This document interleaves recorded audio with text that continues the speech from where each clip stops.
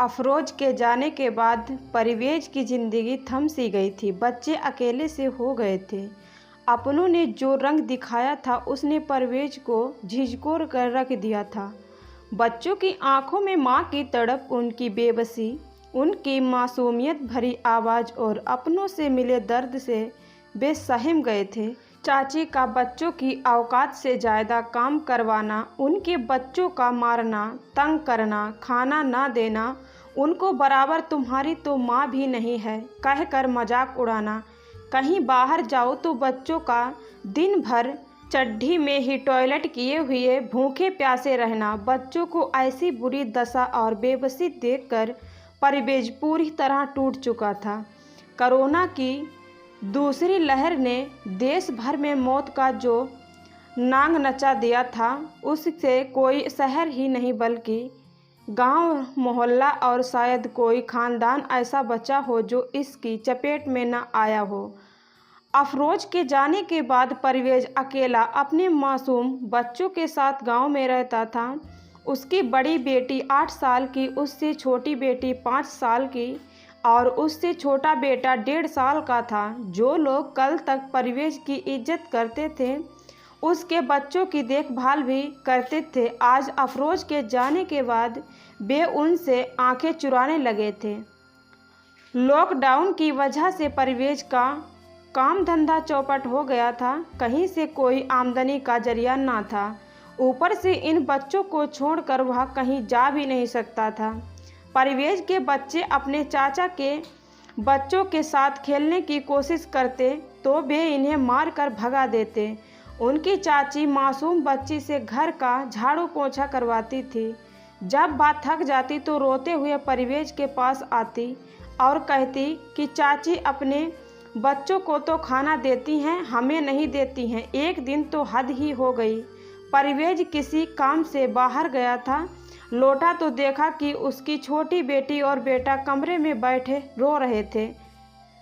परवेज ने उनसे पूछा, क्या हुआ? बेटी ने बताया, चाची मुझसे बड़ा कुकर धुलवा रही है, वह मुझसे नहीं उठ रहा तो मुझे डांटने लगी। उन्होंने मुझे खाना नहीं दिया तो कोई बात नहीं, कम से कम मेरे भाई तो खाने को कुछ दे देती, वह सुबह से भूखा था। यह सुनते ही परवेज का दिल रोने लगा, पर वह कर भी क्या सकता था।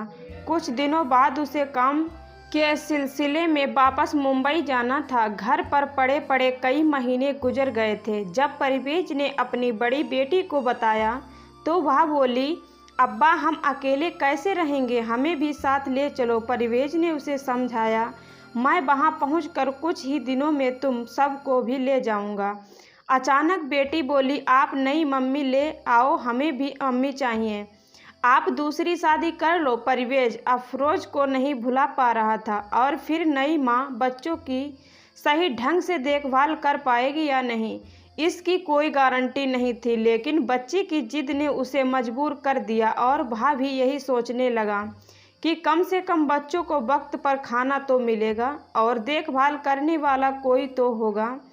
इस तरह परवेज दिल पर पत्थर रखकर मुंबई आ गया और कुछ ही दिन हुए थे कि उसका काम भी चल निकला और जल्दी ही उसके लिए एक रिश्ता आ गया, जो कि एक दोस्त ने बताया था। उसने परवेज को एक फ़ोटो दिखाया और बोला, यह हिना है, इसके 2 बच्चे हैं। शोहर का अभी 1 साल पहले इंतकाल हुआ है। यह अभी अपनी माँ के घर में, तुम हाँ बोलो तो मैं बात चलाऊं। परवेज ने हिना के मासूम बच्चों के बारे में सुनकर हाँ कर दी, क्योंकि वह भी अपने बच्चों की माँ के ना होने का दुख जानता था।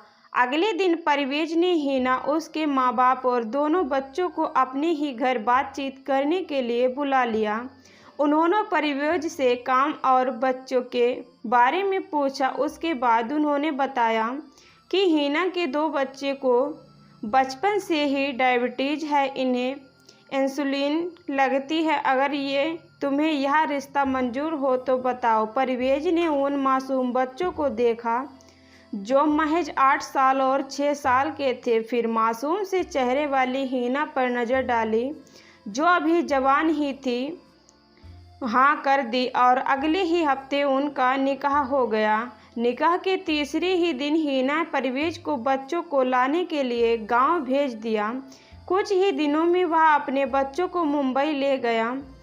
हिना जैसी मां पर परवेज के बच्चे भी सुख हो गए। हिना ने दिलो जान से बच्चों का ख्याल रखना शुरू कर दिया। वह अपने हाथों से उन्हें खाना खिलाती, उनकी देखभाल करती और उन्हें कभी मां की कमी महसूस ना होने देती। परवेज ने भी उसके बच्चों का अच्छे प्राइवेट स्कूल में दाखिला करा दिया था। एक दिन हिना ने परवेज को अपनी कहानी सुनाई कि उसके रोंगटे खड़े हो गए। उसने बताया, जब मेरे शौहर का इंतकाल हुआ तो हम घूमने गुजरात गए थे। उन्हें पहले से ही डायबिटीज़ थी। वहाँ पर हम और उनके दोस्त के परिवार घूमने गए थे कि अचानक इन्हीं की तबीयत खराब हो गई। दोस्तों ने इलाज कराने में कोई कमी ना छोड़ी, फिर भी वे ना बच पाए।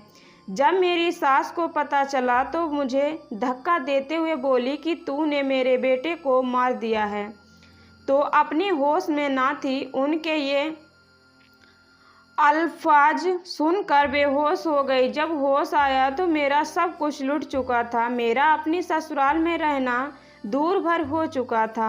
मेरे बच्चे भी डायबिटीज के मरीज थे जो सूख कर कांटा हो गए थे। जेठानी सारा काम मुझसे करवाती थी। मेरे बच्चों को कभी खाना मिलता, कभी नहीं मिलता। सास ने जीना मुश्किल कर रखा था। आखिर मुझे अपने माँ बाप के घर जाना पड़ा। वहाँ मुझे 2 वक्त का खाना तो मिल रहा था, लेकिन शौहर की कमी ने झिझकोर कर रख दिया था।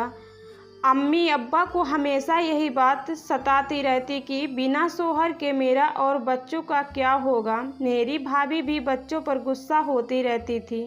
उन्हें कभी किचन में नहीं घुसने दिया जाता था। पर अब हिना बहुत खुश थी। शादी के 1 साल बाद परवेज के घर एक चांद सा बेटा हुआ।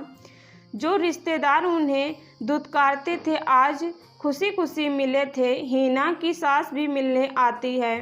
परवेज का भाई भाभी रोज फ़ोन पर बच्चों से बात करते और छुट्टियों में मुंबई आ जाते हैं। आज परवेज का घर परिवार खुशहाल है। उसका काम धंधा भी अच्छा चल रहा है। घर में किसी चीज़ की कोई कमी नहीं है। बुरा वक्त कब निकल गया पता ही नहीं चला। दोस्तों, कहानी अच्छी लगी हो तो लाइक शेयर कमेंट जरूर करिएगा। चैनल पर नए हैं तो सब्सक्राइब जरूर कर लीजिएगा। धन्यवाद।